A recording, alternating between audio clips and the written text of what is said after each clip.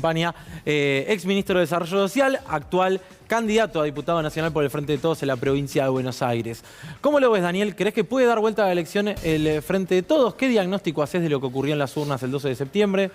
Yo creo que se puede revertir la situación en noviembre. Para mí fue un llamado de atención. Yo recorriendo los barrios, haciendo campaña, vi dos cosas. Uno, que la gente en general está conforme con el tema de las vacunas, que en todas las familias hay gente vacunada. Está conforme con que le pusimos el cuerpo y laburamos en el medio de la campaña. Pero para mí hubo un llamado de atención que es, no me alcanza, no llego, la tengo difícil. Gran parte de las personas que no fueron a votar nos habían votado en el 2019 y es una posibilidad ir, conversar, avanzar, pero sobre todo yo creo que acá hubo dos cambios. Uno, el cambio de gabinete, tanto a nivel nacional con el caso de Juan Mansur, como en la provincia de Buenos Aires, con Insaurralde, con Leo Nardini, con Cristina Álvarez Rodríguez. Es un gabinete más territorial, más de calle.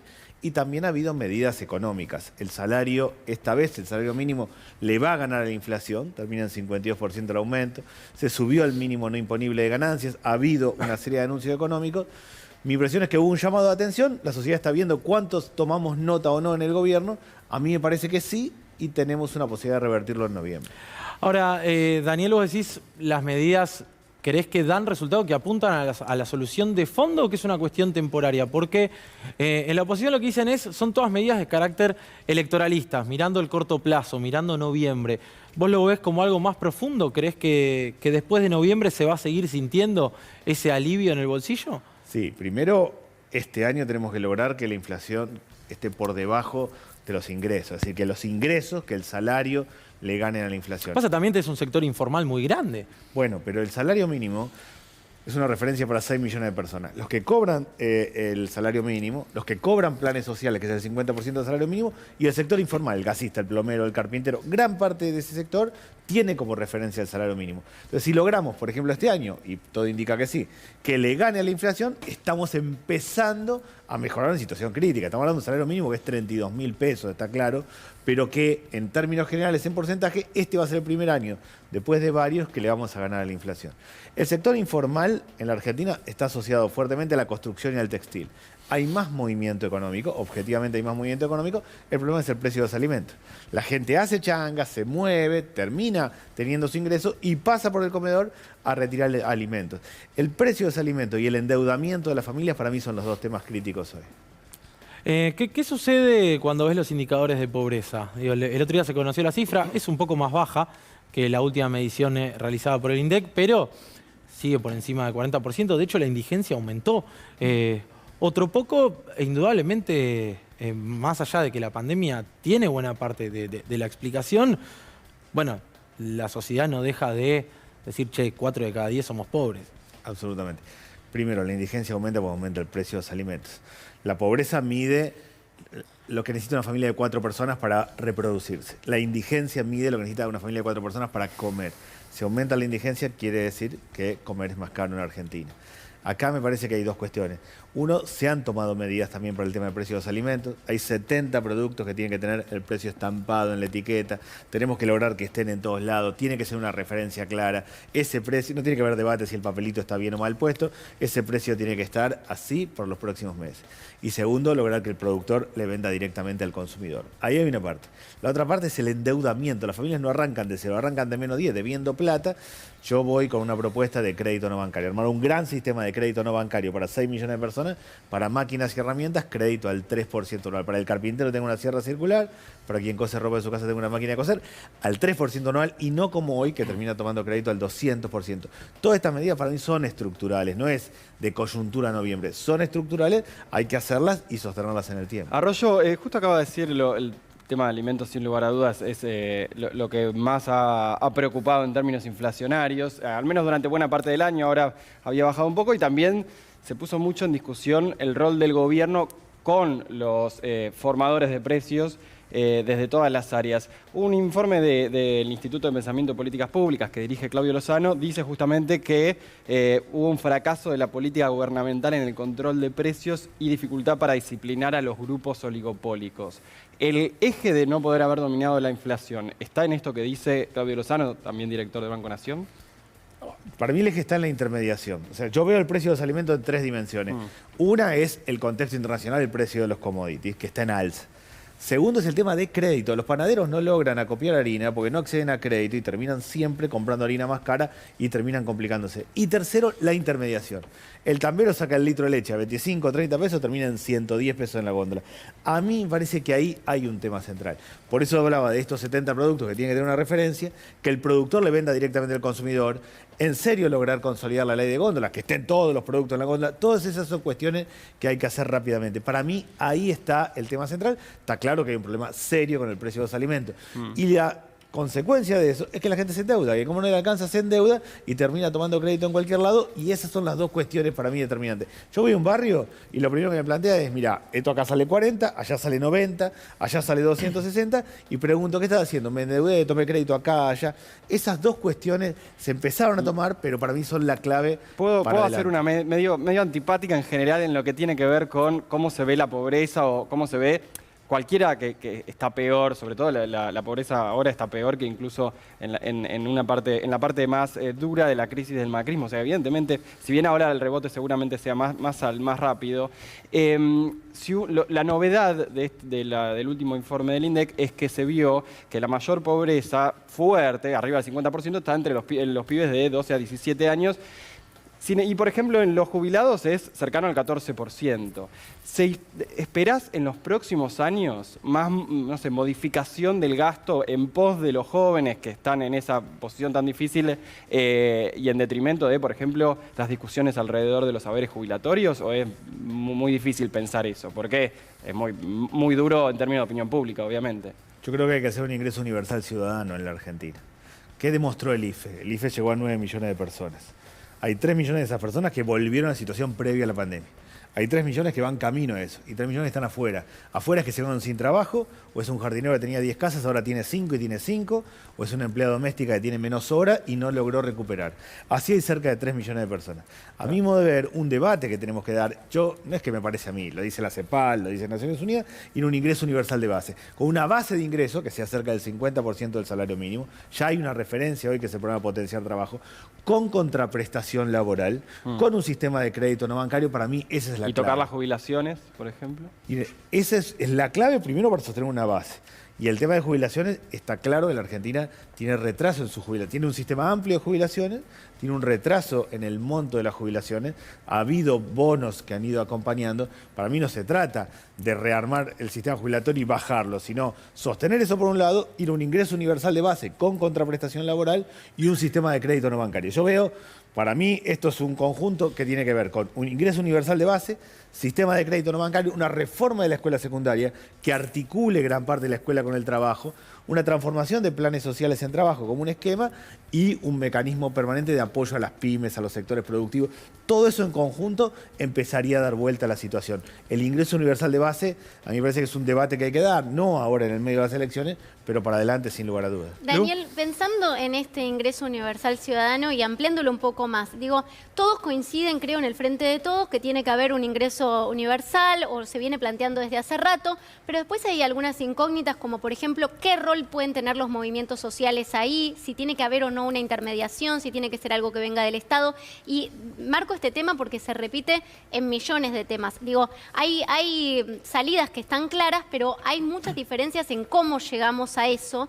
Y pienso si las diferencias entre los distintos sectores del Frente de Todos están saldadas. Si le parece, sobre todo en términos económicos, que hoy hay una postura ya fijada en el Frente de Todos que no se está discutiendo hacia adentro. El debate sobre estos temas es un debate que se da en toda América Latina. Yo me guío mucho por lo que pasa, hablo con los ministros, con los diputados de América Latina, y el debate central en América Latina es este. A mi modo de ver, primero yo creo que las organizaciones sociales han ido hacia el esquema productivo. Hoy gran parte de las organizaciones sociales tienen polos productivos, desarrollan actividades textiles, de gastronomía, han ido desarrollando ese estilo productivo y son parte de la solución. Un ingreso de base tiene que tener un ingreso que va directo a la persona. El programa Potenciar Trabajo, y cada persona tiene una cuenta bancaria, su cuenta bancaria del Banco Nación, la transferencia va directamente a la persona tiene su propia cuenta y a partir de ahí se desarrolla. Yo creo que tenemos que tener un ingreso de base con contraprestación laboral, o en la construcción, o en el textil, o en la producción de alimentos, o en el cuidado de personas, o en el reciclado, en esos 5 sectores productivos, y hay un rol de las organizaciones de apoyo, por ejemplo, a los comedores, a los merenderos, a los productivos, a la actividad textil. Yo no veo una tensión ahí, lo que veo es un debate sobre la cuestión fiscal para adelante y cómo lo organizamos. Mi mirada, pero no es mi mirada, es lo que dice ACEPAS, lo que dice Naciones Unidas, es que si no generamos un ingreso de base, es difícil empezar a reconstruir una situación de 40% de pobreza y, como se decía antes, 54% de pobreza en los más chicos.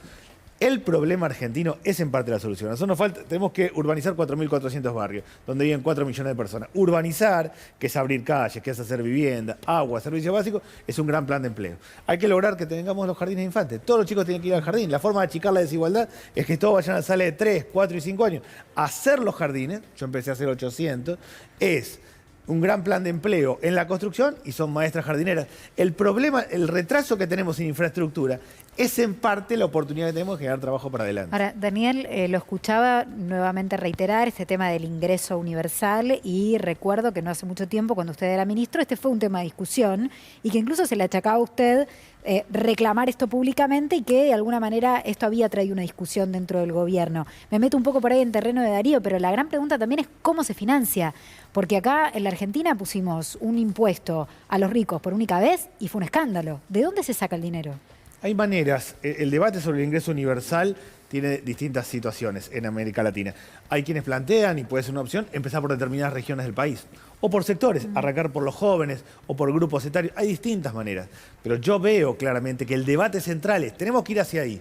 Una vez que estamos de acuerdo conceptualmente, y me parece que eso es un punto clave, y no es un debate ingreso o trabajo, es ingreso con trabajo, con contraprestación laboral, después identificamos.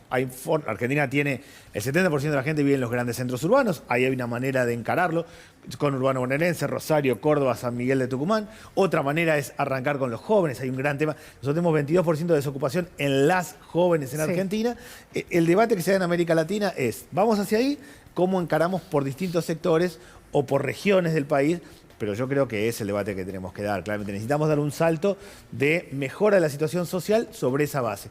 ¿Cuál es el trabajo que viene en el mundo? Viene el trabajo muy tecnológico, competitivo, los unicornios, y viene muy trabajo en mano de obra intensivo. Nosotros, el trabajo en mano de obra intensivo tiene que darnos chances de hacer la infraestructura que nos falta y empezar a integrar a los que están afuera. Esa es mi mirada y creo realmente que es lo que eso yo veo como un cambio estructural, no una cuestión de debate a noviembre, como un cambio estructural de Ari. verdad.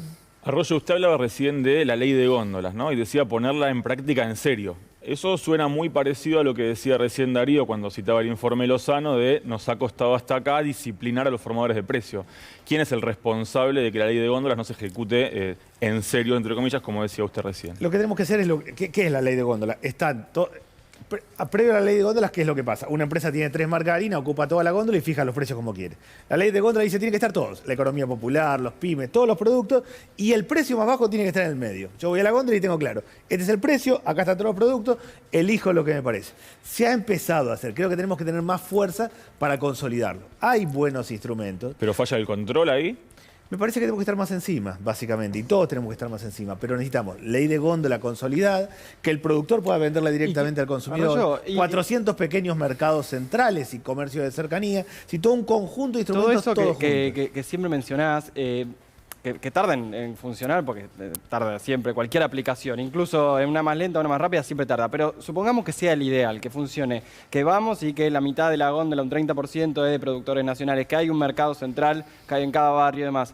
¿Eso bastaría para vos, para la inflación? En realidad están fallando otras partes del área económica en control de la inflación. No bastaría, la inflación es un fenómeno multicausal y tiene varias dimensiones macro, pero hay un tema en la vida cotidiana que es la falta de referencia. Está claro que la inflación no se resuelve solo con la ley de góndola, solo con que el productor le venda directamente al consumidor o que en los mercados de cercanía haya otras cuestiones, o con crédito no bancario. Pero sí, la inflación es un fenómeno que tiene varias patas, pero sí hay un tema clave en los barrios, que es la falta de referencia, el no saber dónde uno está ubicado, qué sale cada cosa. Todo esto ayudaría a tener una referencia. Lo de los 70 productos que hace el Ministerio de Producción para mí también es relevante. Si los 70 productos está el precio en la etiqueta, no hay debate, está los próximos meses y queda claro, también empieza a establecer una referencia. No es lo único, claramente hay cuestiones más macro, pero yo le doy mucha importancia al saber dónde uno está parado, que es lo que afecta a la vida cotidiana en los barrios. ¿Hay estadísticas respecto de la aplicación de sanciones a formadores de precio por incumplimientos de este tipo? No lo conozco, pero sí yo creo que tenemos que ir realmente en el próximo tiempo. No es solo un tema de sanciones, es un tema de establecer todo un mecanismo en su conjunto. Bueno, por eso decías, hay que estar más encima. No, lo tengo claro. Aparte, tengo claro que hay un problema serio de cómo es la situación, qué es lo que veo yo, o cuál es el dato que yo tomo como más relevante. Hace 6 meses que hay 10 millones de personas que reciben asistencia alimentaria. Mejoró la actividad económica, hay más movimiento de construcción y textil, la gente trabaja e igual va al comedor. Eso quiere decir no le alcanza. Lo lógico sería que cuando hay más changa, haya menos gente en los comedores. No está pasando. ¿Por qué no está pasando? Porque el peón de albañil, que termina ganando 900 pesos por día, o el oficial de la construcción, que termina ganando 1.500 pesos por día, labura, va al comedor para estirar. Todos estos mecanismos tienen que ayudarnos, creo que tenemos que fortalecer. Ahora, y Daniel, ¿no crees que faltó también un poquito más de cercanía con el barrio y demás? Sobre todo, yo lo hablaba la semana pasada con el Pitu Salvatierra y con Daniel Filmus acá, sobre todo porque nadie la vio venir, digamos, el resultado de septiembre. Y posteriormente sí fue, bueno, el mensaje de la sociedad fue que no la estaba pasando bien, que la pandemia la afectó mucho, que hubo problemas de empleo, de precios y demás.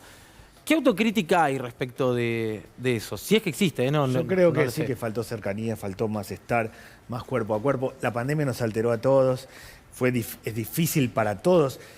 Gobernar en pandemia es como manejar en medio de neblina, es bien complejo, pero vivir en pandemia es como vivir en el medio de neblina para las familias, la organización, para todos ha sido complejo y ha sido difícil, y sin dudas hay un agotamiento. El agotamiento no es solo un tema económico, que yo creo que es muy determinante, sino que hay un agotamiento general. Me parece que el llamado de atención es, me falta, no llego, me cuesta, necesitamos más cuerpo a cuerpo con el gobierno. Creo que lo que está haciendo el presidente es muy importante también, esto de ir, escuchar, intercambiar con los vecinos, sin ningún tipo de intermediación, sin acto. Yo a eso le doy mucha importancia. La campaña es para hablar, pero también es para escuchar. Y creo que lo que está haciendo el presidente es lo que todos tenemos que hacer. Ha faltado cercanía, sin lugar a dudas. Daniel, muchas gracias por venir. Candidato a diputado nacional del Frente de Todos, ex ministro de Desarrollo Social. Hasta la próxima. Va a haber próxima muy pronto, seguro. Muchas gracias. Así que esto viene para largo. Gracias, Daniel Arroyo. Nosotros nos vamos a meter de lleno en la